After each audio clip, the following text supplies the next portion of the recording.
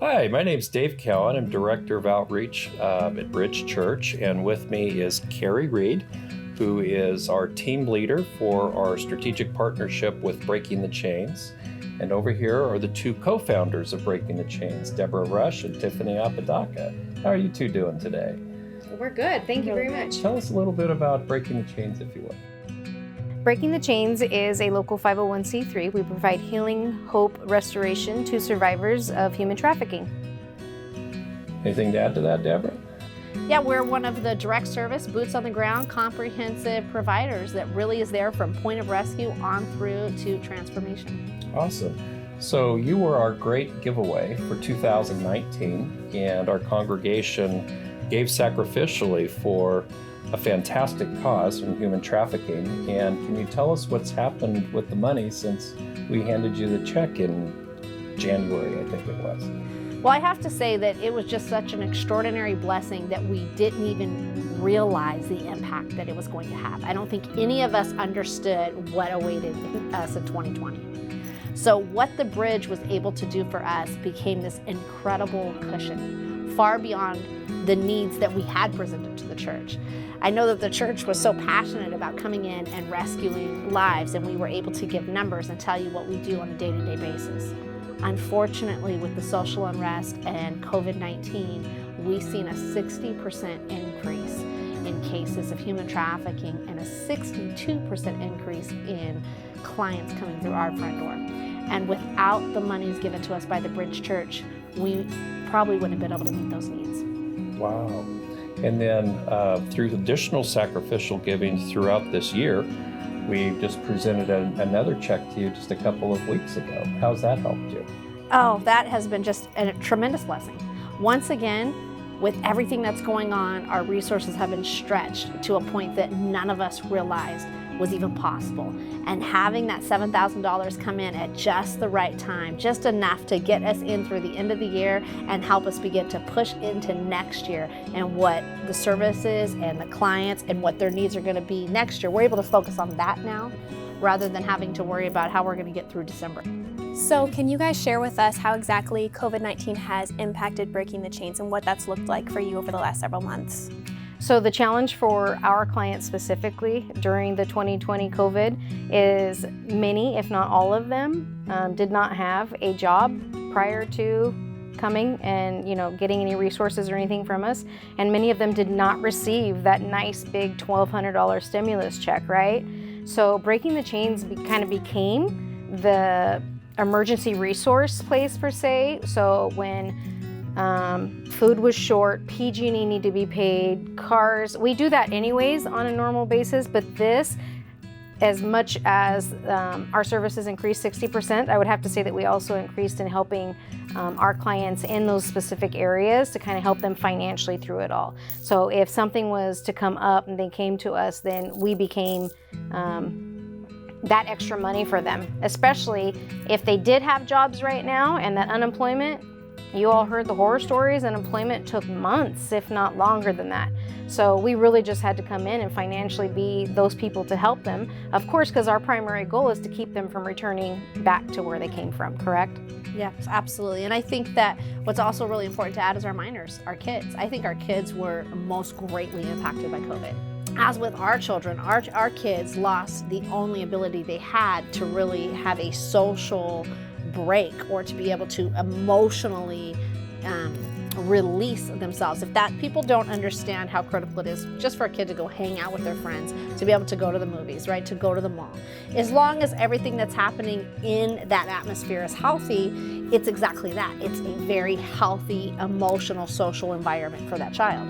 So with that taken away, kids are at home, they're isolated. There's no social workers checking on them. There's no teachers asking what's going on. We've seen suicide, depression, drug use. So our minor caseload increased twice as much. So out of that 62%, which was totally opposite of what we were seeing prior to COVID, a huge number of those were children. So back to what you were talking about, Tiffany, where you were saying, a lot of the girls coming in, they weren't getting the stimulus check and they're really suffering, struggling financially because of it.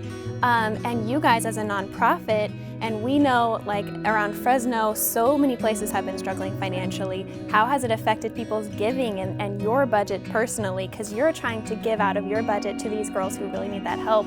But you guys have also taken a hit probably. How have you guys, maneuvered through all of that? Well, I think that resources like the Bridge Church helped us be able to clear those hurdles that we may not have been able to clear. To be absolutely transparent, our hope was going into 2020 that the monies that we received from the Bridge Church would literally be monies, as we talked about, to help propel new programs like the Rescue Center and all these new programs that are still so greatly needed. We never realized that it was going to become so much more important than that. It was going to become a stimulus for breaking the chains. It was going to become the cushion that we needed to be able to land on just a few short months later. And that, I think, was the biggest hurdle that we were able to clear. And I think from there, there's just a lot of uncertainty. As we watch the stock market go up and down, I think that's what's happening fiscally and emotionally throughout our community. Is there's times whenever people feel really secure and they feel like, okay, I can give, but right now, nobody's really sure what they can let go of. And another thing that we've been able to do is reach out to our community partners. Even the Bridge brought us some groceries and some food, right? And when this initially happened, every other week we were putting food and craft packages together to send home with our moms and their kids to help them get through that time so that they could interact with their kids. Because here we are, they're barely brand new parents working on being good parents at home, right? And then they're getting locked in their house with their children. And so that anxiety level alone, so we really came alongside them. So every 2 weeks we were putting packages together. Back to school, we always, start reaching out for school supplies, backpacks, that kind of thing. Christmas is coming up, so I'm going to start asking for donations of toys and gift cards because we have lots of families and kids that, won't receive Christmas without us being able to bless them with something. And I think building on that, those are also important throughout the year for birthdays. It's really important that we empower, especially our moms within our program, to be able to give to their children so they don't feel like they are belittled or like charity cases. Marjorie Mason is really great about doing that, and we love, and we really love to kind of mimic that, where we create these opportunities and they're able to get gift cards, get gifts, wrap them themselves, and give them to their children. So it's an extraordinary opportunity. And I also have to add something really out of the box is office supplies. It saves us a ton of money so that we can use that money to go to our services, right, to make a bigger impact. But things like paper, staples, right, things that people don't really think of, but we go through by tremendous amounts. And I cannot stress paper enough. Copy paper.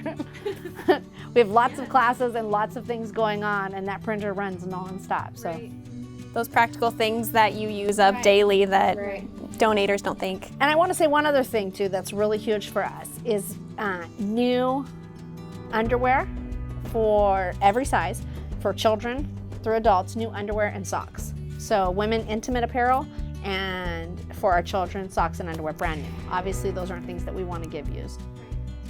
What about gift cards to like a department store, like a Target or a Walmart? Is that? Those are huge. We use those quite a bit.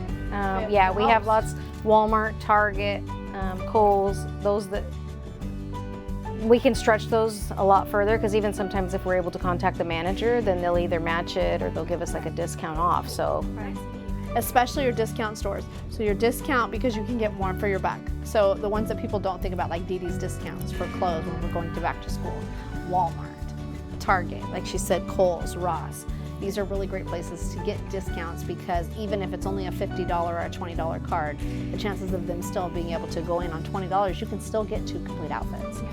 I love hearing about how the many different ways that you, our congregation, have contacted Breaking the Chains directly and have donated different items and done different things that we're just finding out right now in this interview. And it's mind-boggling how you've all stepped up. So thank you so much for doing that. And along those lines, can you share a couple of stories of things that some of our Bridge family may have done here in the past few months or over the COVID season that's really meant a lot to Breaking the Chains?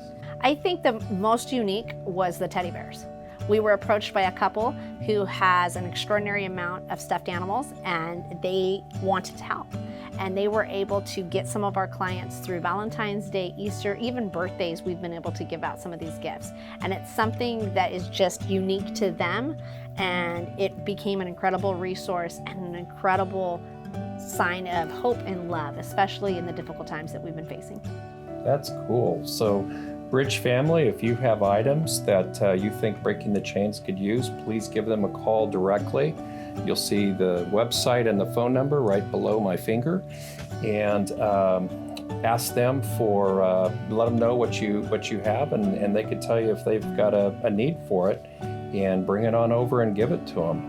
And along the lines of how we can better partnership together going forward, what else do you see our Bridge family being able to do?